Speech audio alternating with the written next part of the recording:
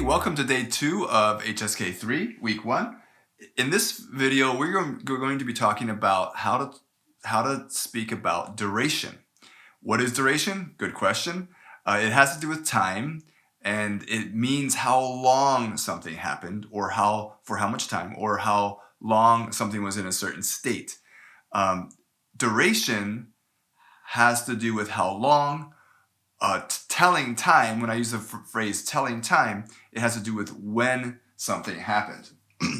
Okay, so let's do a really quick review of where telling time goes in a sentence. It goes in it goes between the subject and the verb usually, or sometimes the time about when something happened goes before the subject, but always before the verb. So for example, if I want to say that I left at 3:30, I would say 我 3:30 3点半 left 离开了.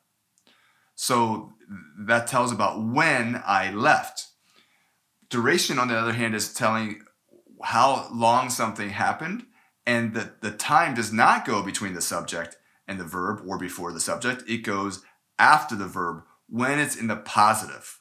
So and I'll get to the negative way to talk about duration in the next segment. So let me give you some examples, and I'll show you kind of the formula. Here we have 我在北京住了2年. 我在北京住了2年. I 在北京 in Beijing. 住了 lived 2年 2 years. Just a quick review about nian. It functions as a measure word. So it's not 2个年, it's just 2年. Nian is the measure word. There's no measure word in the middle there. 我在北京住了2年. So it's the basic, the 在北京 tells you where it happened, but that could be taken out of the sentence. It's not a integral part of the sentence. I could say 我住了, I lived 2年. So the duration of how long I lived goes after the verb and the了. So 我住了2年. So that's the kind of the formula. It's subject, verb, 了, because it's already happened. And in most cases, there's a 了, and then the duration, how long it happened. So what happens when you put an object into the sentence? Well, there's 2 ways to do that. And I'm going to use the same sentence to show you the 2 different ways. Actually, technically there's 3, but 2 of them are so closely related we can say 2. This sentence is I watched movies for 10.5 hours. That's the English translation. So here we go. 我看了 I watched 我看了10个半小时. So this is the duration.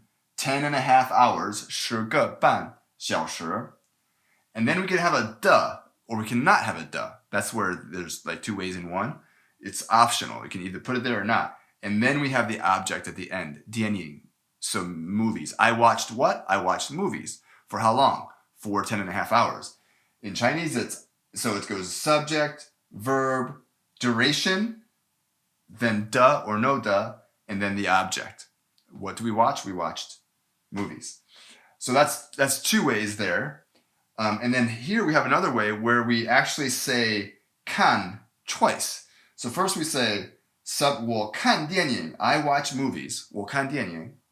And so it's kind of like you're saying the the topic a little bit. I watch movies.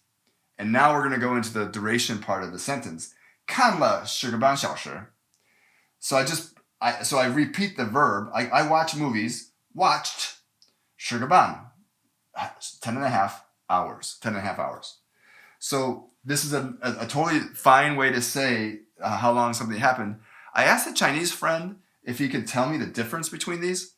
And he said that he feels like saying it this way, where we say subject, verb, object, and then verb, duration, puts some more emphasis on the time.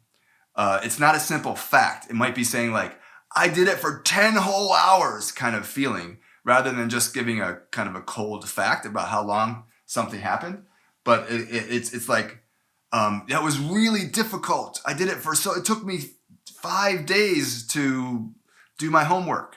I did my homework for 5 days. It has a little bit more of a emphasis on the difficulty or the how long it happened or if it was easy. Like it only took me 2 minutes. Then he might lean towards saying it this way, where this way feels more like it's just relaying kind of impartial information. Okay, so now there's another thing I need to tell you, and that is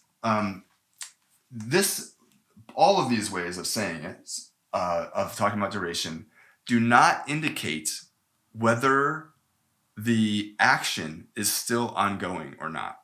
So for example, in English, I could say, I have been studying Chinese for 2 years. When I say I have been, it indicates that I'm still doing it. So it was kind of like 2 years until now, I've been studying, and I'm in the process of studying. I have been studying for 2 years, as opposed to I studied for 2 years, which usually indicates that it's not happening anymore. So in Chinese, this doesn't tell you whether it is or isn't happening anymore.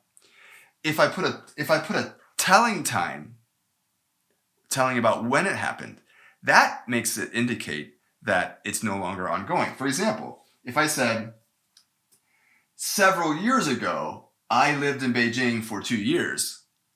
Of course, that means that happened some time ago. I'm telling you when it happened. It's no longer happening. So just by putting a time phrase into it, not a duration phrase, but a telling time phrase about when it happened, it makes it not ongoing.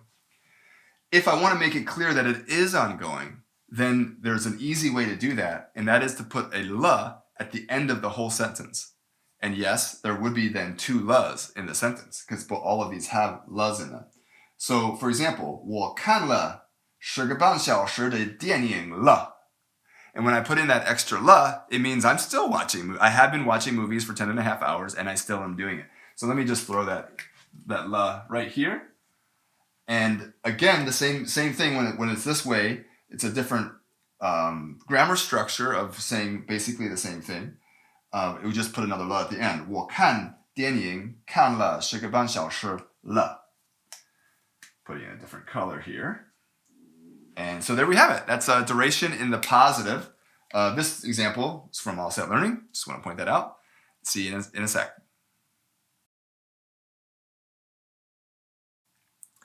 So how do you talk about duration in the negative? That means to say how long something has not been done. For example, I haven't seen that good friend of mine for 5 years. Unfortunately, the word order is actually different from talking about duration in the positive. And so here's a little formula to help you remember it. It goes like this. 已经 in English is already, and you can add this to sentences. It's not necessary it just adds emphasis. Like it's already been so long since that thing has happened. So 已经. Then plus duration, so the duration goes here before the verb. And then we have may, meaning has not or did not happen. And then verb, and then le. So here is an example. This 我已经20年没上学了. So this little phrase here doesn't have the subject in. The subject would go on this part, on before this whole phrase. So 我已经 already 20年 20 years 20年, and then remember there's no g in there because 年 functions as a measure word, so it's not 20 个年, it's just 20年. May, I want to point out that may and 没有 are interchangeable here. You can say may, or you can also say 没有. But, in all of these examples, it's just may. 20年没上学了, gone to school 了. So I already 20 years have not gone to school 了. All right, so that's a good one. And then here we have 他半个月没出门了. That's from All Set Learning. So she 半个月. Do you remember what that means? 半个月. 月 is month, so 半个月 is what? Half a month. 他半个月没 so has not. 出门 means to go outside of one's door or leave the house. So she has not left the house, and then there's la at the end. This is also learning. 他半个月没出门了. So she has not been out of the house she has not left the house for half a month. Or she has not been outside in half a month. And then here we have another example from All Set Learning. 你们多久没回家了? Oh, I made a mistake. This should be a question. So I'm going to add a little question mark here because this is the question. So 多久 means for how long or how long. You all, 你们多久 how long, may have not 回家了. 回家 means to go home. 了. So the question is, how long has it been since you've been home? Or when did you go? How long has it been since you've been sent home? A couple things I want to point out about this sentence. It's the same exact, it doesn't have I Ching, but otherwise it's the same formula as this. So it's uniform in that sense. But a couple things I want to point out. 多久 is the phrase how long. There's also another way you can say it. 多长时间, which is a little bit more of a direct translation. 多长 means how long. 时间. 多长时间 means time. 多长时间, so for how long. In English, there are some duration phrases when we can say, there are some times when talking about duration that we can say how much time. Like, how much time is this going to take? That's a duration phrase, right? It's not talking about when it's happening. It's talking about the length of time necessary. So how much time is this going to take? We could also say how long is this going to take? In Chinese, they don't usually say how much time. They don't, meaning like 多少, the direct translation. 多少时间, they usually say 多长时间, how long time, or 多久, which means the exact same thing. It's just a shorter 久 must mean duration by itself. 多久. So I just want to point that out. Another thing I want to point out is I'll just read a quote from All Set Learning here to make a point. When I translated this sentence, this is from me, not from All Set Learning yet. When I translated this sentence, I said it has been, or how long has it been since you all have gone home? And I use the word since, okay? So in the All Set Learning says, in English, we may say something like, I haven't eaten since 9 o'clock this morning. Or I haven't been to China since the year 2000. Note that the Chinese do not tend to say somebody hasn't done something since a certain point in time. Instead, you should either express it as duration, like this formula, a negative duration.